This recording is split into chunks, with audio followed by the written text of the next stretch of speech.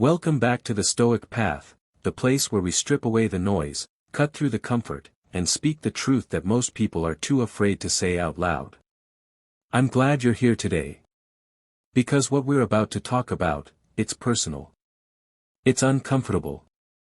And if you let it, it will change the way you move through every single relationship, every opportunity, and every conflict in your life. Today's topic is this. The most dangerous response is no response. Say that again with me, the most dangerous response is no response. Not anger. Not rejection. Not even betrayal. Silence. The deliberate, calculated, or even unconscious act of saying nothing. Now before you dismiss that, before you say, Stoic path, silence is peaceful, silence is wise, silence is golden, I want you to stay with me. Because there is a difference, a massive, life-altering difference, between intentional stillness and avoidant silence. Between the silence of a warrior who has chosen his moment, and the silence of a coward who has simply run out of courage. One is power. The other is poison. And today, we are talking about the poison. Section 1, the silence that speaks volumes. Let me paint you a picture. Imagine you send a message to someone you care about. Maybe it's a friend you haven't spoken to in months. Maybe it's a business partner. Maybe it's someone you're romantically interested in. You pour a little of yourself into that message. It's not a desperate cry for help, it's genuine. It's real. You hit send. And then. Nothing. No reply. No acknowledgement. No, hey, I saw this, let me get back to you. Just, silence. Now here's what happens inside your mind. You start filling in the blanks. Did I say something wrong? Are they upset with me? Did something happen to them? Do they not care anymore? And the longer the silence stretches, the louder those questions become. What started as a simple unanswered message has now become a full psychological courtroom, and you are both the prosecutor and the defendant. This is what no response does. It doesn't end the conversation. It hijacks it. It takes the narrative out of your hands and places it directly into the imagination of the other person, and the human imagination, left unchecked, almost always goes to the darkest possible interpretation. The Stoics understood this deeply. Marcus Aurelius wrote in his Meditations, the impediment to action advances action. What stands in the way becomes the way. But here's what people miss about that quote, it was never an invitation to create impediments for others. It was a call to face your own obstacles with clarity. Running away from a response, choosing silence as a weapon or a shield, that is not Stoic. That is avoidance dressed in a philosopher's robe. Section 2, when silence becomes a weapon. Now let me get a little uncomfortable here, because some of you listening, you've used silence as a weapon. Don't look away. I've done it too. We all have. There's a psychological term for this, it's called the silent treatment. And researchers at Kipling-Williams Social Psychology Lab at Purdue University found something chilling, being ignored activates the same regions of the brain as physical pain. Let me say that again. When someone ignores you, deliberately gives you no response, your brain processes it the same way it processes being physically hurt. You are not being dramatic when silence devastates you. Science says you're being human. But here's where it gets layered. Some people weaponize silence not out of cruelty, but out of fear. They go quiet because they don't know what to say. They go quiet because they're afraid of conflict. They go quiet because they've never been taught that not responding is a response, and often, it's the loudest one in the room. Let me tell you a short story. There was a man named David. David had been building a small business for 3 years, grinding, sacrificing, believing. He had a mentor, a seasoned entrepreneur named Gerald, who had guided him through the hardest parts of his early journey. One day, David came to Gerald with a critical decision. He had been offered a partnership, a big one, but something felt off. He needed Gerald's wisdom. He sent a detailed email explaining the situation. He waited. A week passed. No response. 2 weeks. Nothing. David, desperate for guidance, made the decision alone. He took the partnership. 6 months later, the deal collapsed. David lost nearly everything he had built. He ran into Gerald at a conference 2 years later. Gerald shook his hand warmly and said, "David. How's that business going?" David, now wiser, simply smiled and said, "I learned everything I needed to know from the people who didn't respond." Gerald didn't understand. But David did. Silence had been his most expensive lesson.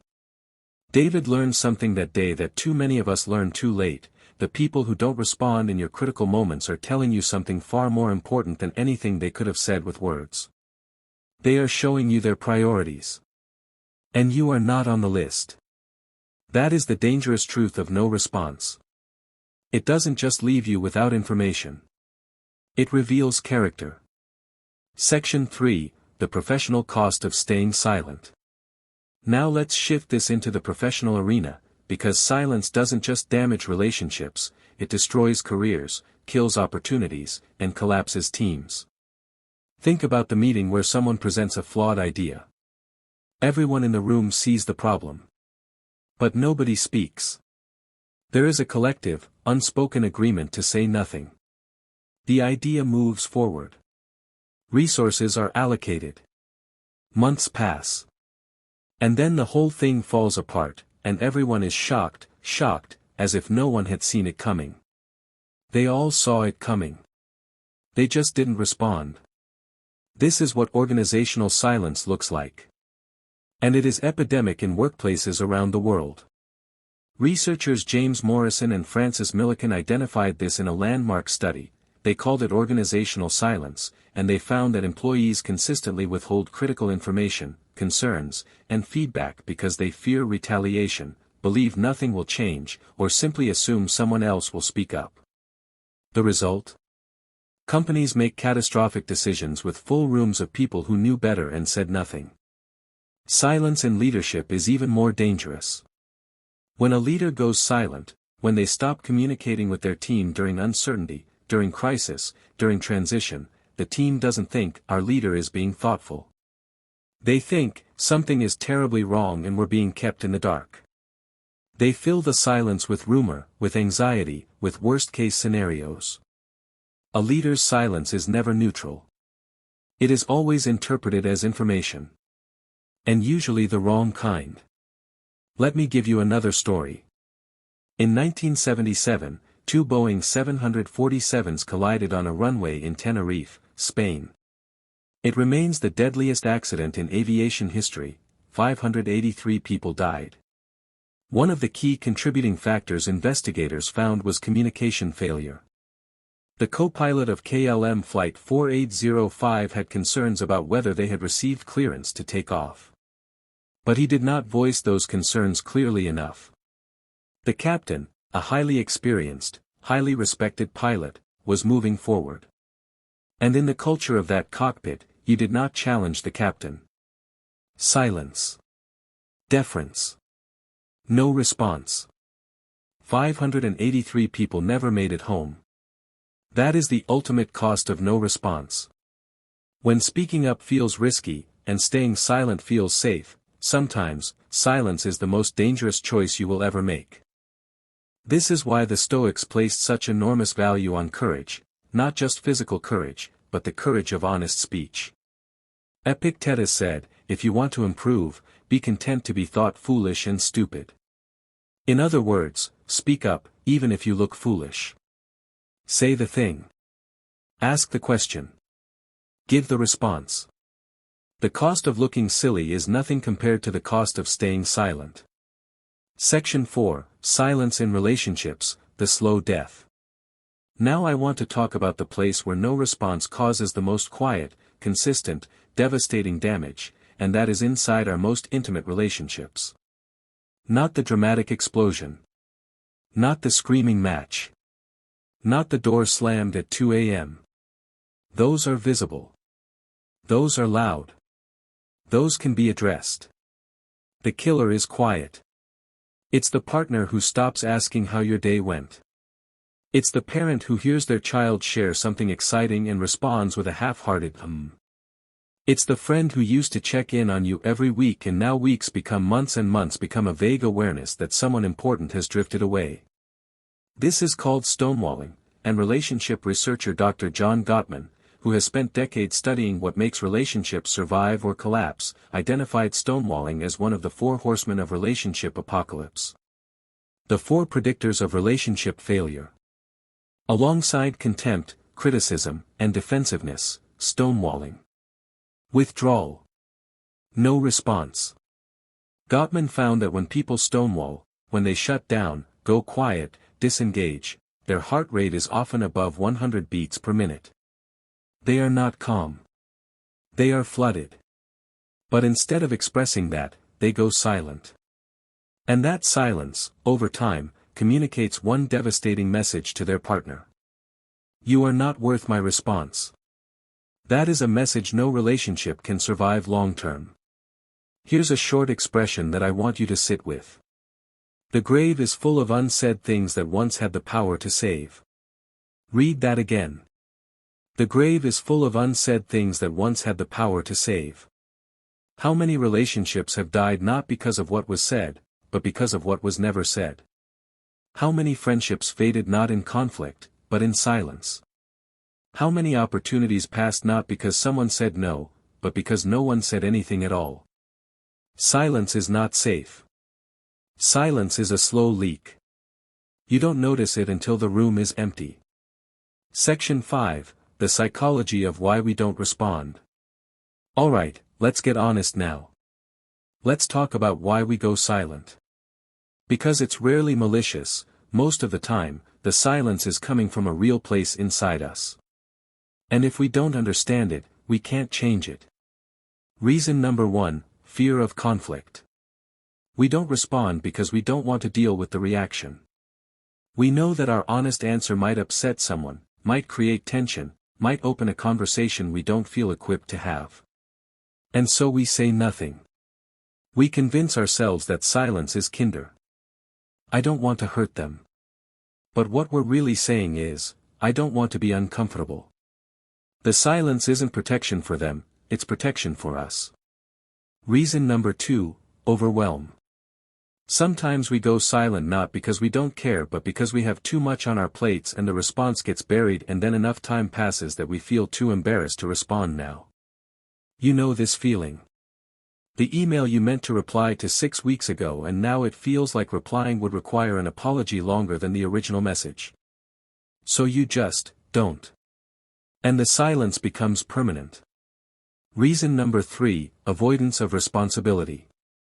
If I don't respond to the opportunity, I don't have to risk failing at it. If I don't respond to the conflict, I don't have to risk being wrong.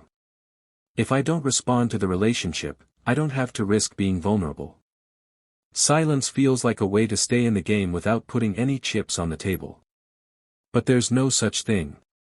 Not responding is a decision. Silence is a choice. And it always has consequences. Reason number 4, power games. Some people go silent deliberately because they understand, consciously or not, that silence creates anxiety. That by withholding a response, they gain control. They make the other person come to them, chase them, wonder about them. This is manipulation. It is emotional leverage dressed as indifference. And while it may work short-term, it erodes trust, destroys authenticity, and eventually drives away every real connection you have. The Stoics had a word for this kind of behavior. They would call it a failure of virtue, specifically, a failure of justice. Because Stoic justice was not about courts and laws, it was about giving every person what they are due. And when someone reaches out to you, when someone extends themselves toward you, they are due a response. It may not be the response they want. It may be difficult. It may be brief. But they are due something. Epictetus asked his students a haunting question: who are you? A human being. If you consider yourself as an isolated individual, it is your nature to live to old age, to be rich, to be healthy. But if you consider yourself as a human being and a member of the human family, then it is your nature to share with others. Sharing with others includes sharing your truth.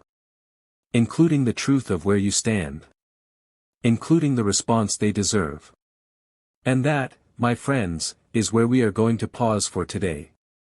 We've covered the psychology of silence, the professional cost of no response, the slow death of silent relationships, and the deep human reasons why we withdraw. But we are not done. In part 2, we go deeper. We talk about how silence compounds over time, what I call the snowball effect of no response. We talk about how to break the silence habit, even when it terrifies you. We talk about the stoic discipline of courageous honesty, and the extraordinary things that happen in your life when you become someone who always responds. We look at real examples of people who changed everything simply by choosing to speak. And we end with something powerful, a challenge that I believe will change the way you operate in every area of your life. Before I let you go, if this episode is speaking to something inside you, if it's pulling up memories or feelings or people you've been avoiding responding to, do not let this moment pass in silence. Hit that subscribe button for the Stoic Path. Because this is not just a podcast. This is a community of people who have decided to live deliberately, to think clearly, speak honestly, and walk through the world with the kind of integrity that most people only talk about. Subscribe to the Stoic Path. Share this episode with someone who needs to hear it, someone who is waiting for a response that hasn't come. Someone who is carrying the weight of unsaid things. Or someone who needs to look in the mirror and admit, they are the one who has gone quiet. The most dangerous response is no response. But the most powerful response is choosing to speak. Until then, walk through the path. Because today, we don't just diagnose the problem. Today, we build the cure. We are continuing our deep dive into one of the most overlooked dangers in human life. The most dangerous response is no response. Let's begin. Section 6, The Snowball Effect of No Response. Here is something nobody tells you about silence. It doesn't stay still. It doesn't just sit there quietly like a stone at the bottom of a river. Silence moves. Silence grows. Silence compounds. I call it the snowball effect of no response. Think about it this way. The first time you don't respond to someone, maybe it's awkward, maybe it's uncomfortable, but it's manageable. You tell yourself it was just once. It didn't mean anything. Life was busy. You'll reach out later. But later becomes a week. A week becomes a month. And now the silence has a weight to it. Now responding would require explaining the silence. And explaining the silence feels harder than the original response ever would have been. So you stay quiet. Because the snowball is already rolling, and it's picking up speed. And here's the cruel irony of the snowball effect. The longer you wait to respond, the harder it becomes to respond, which means the less likely you are to ever respond, which means the snowball gets bigger, which means responding becomes even harder. It is a self-reinforcing cycle of avoidance. And it ends in one place only. Complete disconnection. From people. From opportunities. From versions of yourself that needed your own response to grow. Let me tell you about a woman named Amara. Amara was a gifted writer. She had a blog she'd been running for 2 years, deeply personal, beautifully crafted essays about life, loss, and resilience. She had a modest but loyal following. People commented regularly. They wrote to her email. They shared her work. Then one day, Amara went through something hard. Something private. Something that shook her. And she stopped posting. At first, it was just a week. Then 2. Then a month. And as the silence stretched, so did her anxiety about returning. Because now she felt she owed her readers an explanation. And the explanation felt too raw, too exposed. So she said nothing. People reached out. They asked if she was okay. They said they missed her work. And every single message that went unanswered added another layer to the wall she was building around herself. 6 months passed. Then a year. And then one day, Amara sat at her desk and opened her blog, and she saw 2 years of work, and she saw a community that had genuinely loved her voice, and she wept. Not because it was gone, but because she had been the one to bury it. She had never lost the ability to write. She had only lost the courage to respond. It took her another 6 months before she finally published again. One simple post. 4 words at the top. I'm still here. And the response from her readers? Overwhelming. Immediate. Warm beyond anything she had expected. The silence she thought was protecting her had only been punishing her. This is the snowball. This is what no response does when you let it roll unchecked. It doesn't protect you from exposure, it buries you under the very thing you were trying to avoid. The Stoics called this akrasia, acting against your own better judgment. Knowing what you should do and choosing the easier, lesser path instead. And the Stoic remedy for akrasia was not willpower. It was clarity of values. When you are crystal clear about what you stand for, what you value, who you want to be, the hard choice stops feeling hard. It just feels like the only option consistent with who I am. When Amara finally responded, when she wrote, "I'm still here," she wasn't just posting a blog entry. She was reclaiming her identity. She was choosing her values over her fear. That is what a response can do. That is what silence steals from you. Section 7, The Compounding Cost, What Silence Costs You Over Time. Let's talk numbers for a moment. Not financial numbers, though we could, because the cost of unanswered emails alone in business productivity runs into billions every year. No, I want to talk about the numbers inside your life. How many opportunities have you missed because you didn't respond fast enough? The job posting you bookmarked and never applied to. The connection you meant to follow up with and never did. The creative project someone invited you into that you said you'd think about, and then thought about until it was too late. Every one of those silences was a vote. A vote cast against the life you say you want. Here's a principle I want you to carry with you. Every time you don't respond, you are responding. You are just letting fear do the talking. Think about that. When you don't apply for the job, fear responded for you. When you don't reach out to repair the relationship, fear responded for you. When you don't speak up in the meeting, fear responded for you. And fear is a terrible spokesperson. Fear always says the same thing. Not now. Not yet. Not you. Not worth it. The Stoics were obsessed with this concept, they called it memento mori. Remember that you will die. Not as a morbid exercise but as a radical clarifying force.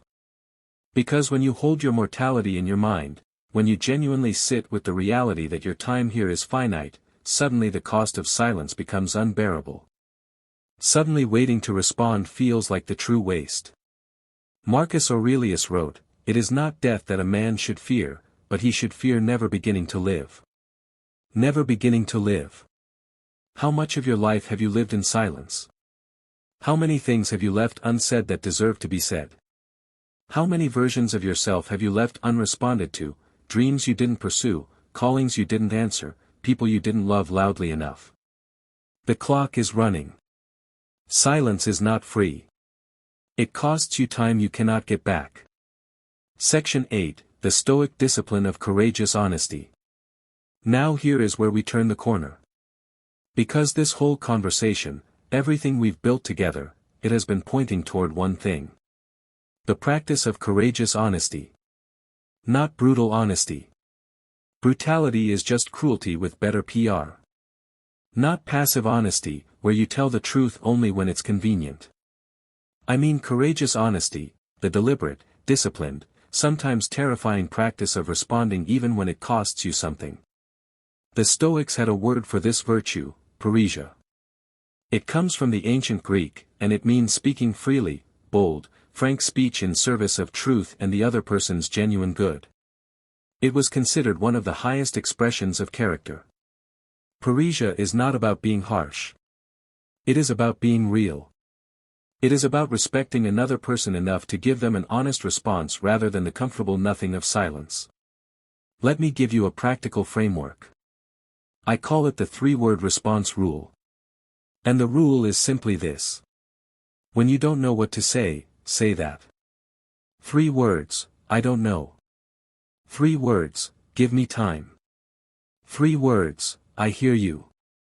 3 words, let me think. You don't need the perfect response.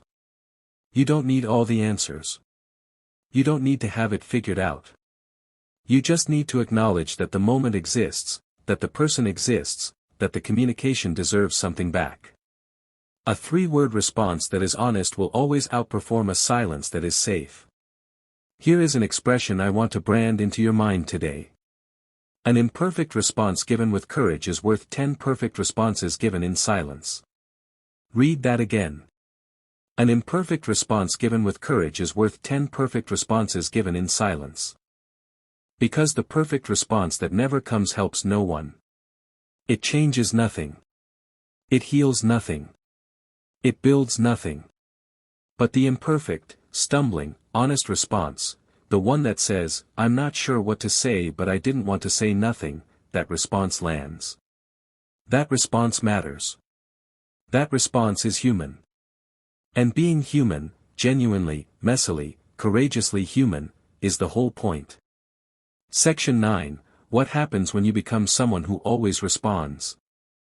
I want to paint you a different picture now. A picture of what your life looks like on the other side of this. Imagine you make a decision, starting today, that you will become someone who responds. Not someone who responds perfectly. Not someone who has all the answers. Just someone who responds. Someone who doesn't leave people in the silence. Someone who treats every message, every opportunity, every conflict as something worth acknowledging. What changes? Your relationships deepen. Because the people in your life learn that you are present. That when they reach out, they will hear back. That they do not have to wonder. And in a world where most people leave most messages on read, a person who consistently responds becomes extraordinarily rare and extraordinarily valued. Your professional life accelerates. Because responsiveness is one of the most underrated career skills on the planet. The person who responds quickly, clearly, and honestly to emails, to proposals, to feedback, to opportunities, that person moves faster than everyone around them. Not because they are smarter. But because they are not losing time in the gap of silence. Your self-respect increases. Because every time you choose to respond when silence would have been easier, every time you make that courageous choice, you are casting a vote for the person you want to become. And those votes accumulate. And one day you look in the mirror and you see someone you actually admire. Someone who shows up. Someone who speaks. Someone who doesn't run from the hard moments. Your opportunities multiply. Because opportunities rarely knock twice. They come. They wait briefly. And then they move on, to someone who responded. But when you become known as someone who engages, who follows up, who shows up, opportunities begin to seek you out. Because you are safe. Because you are reliable. Because you respond. Let me tell you one more story. His name was James. James had been in sales for 12 years, decent, not extraordinary. He had a habit, like most people, of letting certain emails and calls go unanswered. The ones that felt too small. The ones that felt like long shots. The ones that required a difficult conversation. Then one day, his manager gave the team a challenge. For 30 days, respond to every single communication within 24 hours. Every email. Every call. Every message. Even if the response is simply, "Got this, I'll have a full answer by Friday." James took the challenge seriously. It was uncomfortable. There were emails he had been avoiding for weeks that he now had to face. There were calls he dreaded. There were responses he had to craft to people he'd rather ignore. But he did it. Every day for 30 days. At the end of the month, James had closed more deals than in any previous month in his career. 3 of those deals came directly from leads he had previously ignored, leads he had written off as not worth responding to. One of them became the largest single account of his career. He never went back to silence again. James didn't become extraordinary because he suddenly developed a new skill. He became extraordinary because he eliminated an invisible tax he had been paying for years. The tax of silence. The compounding cost of no response. And when he stopped paying that tax, the results spoke for themselves.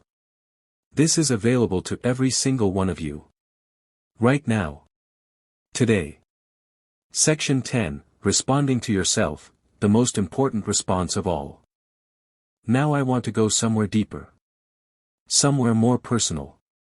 Because everything we've talked about, responding to others, responding in relationships, responding to opportunities, all of it is downstream of one thing. Responding to yourself. This is the response most people never make. This is the silence that costs the most. You have had a voice inside you. You know the one. The voice that said, you should start that business, and you went quiet.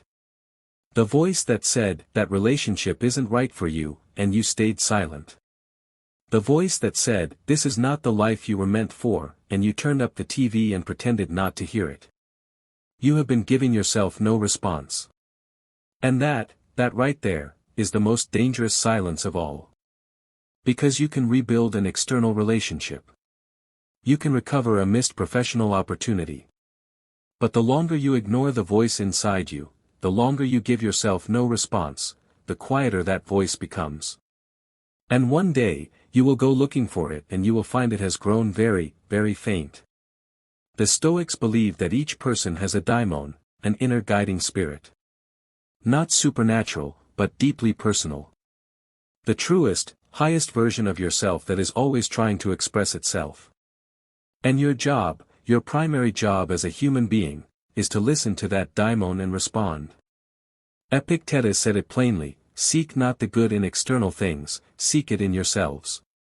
The response you owe to yourself is the most sacred response of all. So here is the question I am leaving you with today. And I want you to sit with it. I want you to let it make you uncomfortable. I want you to let it pull up the things you've been avoiding. What has been waiting for your response? Not what has been waiting in your inbox. Not what has been waiting in your relationships, though those matter too. What calling have you left unanswered? What dream have you given no response to? What version of yourself has been knocking on the door of your daily life, patiently, persistently, hopefully, while you busied yourself with everything except opening the door? Answer it. Today. Not perfectly. Not completely. Just answer it. A step. A word. A decision. A door open just slightly. That is all it takes to break the most dangerous silence. The challenge. Before I close today, I want to give you something concrete. Something you can do in the next 24 hours. The response challenge. Step 1, write down 3 things you have been giving no response to. 1 relationship. 1 professional opportunity. 1 personal calling. Step 2, for each one, write down the response you would give if you had no fear. Not the safe response. The honest one. Step 3, give at least one of those responses today. Not tomorrow. Not next week. Today. Because here is what I know about you, you didn't find this podcast by accident. You didn't listen this far because you were looking for entertainment. You came here because something in you is hungry for more. More honesty. More courage. More life. And the path to more starts with one thing. A response. Closing. I want to end today with this. The world is full of people waiting. Waiting for a reply that never comes. Waiting for a conversation that never starts. Waiting for someone to see them, acknowledge them, respond to them. Be the person who responds. In a world of silence, be the voice. In a world of avoidance, be the one who shows up. In a world of people who leave things unsaid, be the one who says the thing. Not perfectly. Not without fear. But deliberately. Courageously. Consistently. Because the most dangerous response is no response. And you were made for more than dangerous. Subscribe to the Stoic Path. Leave a review. Share this episode. Send it to the person you've been meaning to respond to. Because maybe, just maybe, this is the response they needed, and you are the one who was meant to deliver it. This is the Stoic Path. Where we don't just talk about living better, we do the hard, honest, uncomfortable work of actually becoming better. Thank you for walking this path with me. Until next time. Walk the path. Speak the truth. And NBSP, always underscore responds.